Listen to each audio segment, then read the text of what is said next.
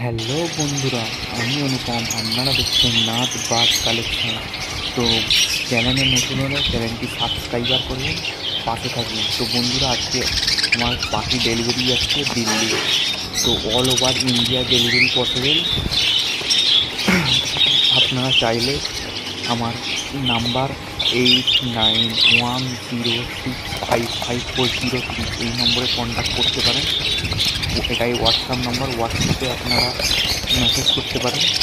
তো পাখিগুলো ভালো লাগলে একটি লাইক, কমেন্ট, শেয়ার, সাবস্ক্রাইবার করতে ভুলবেন না।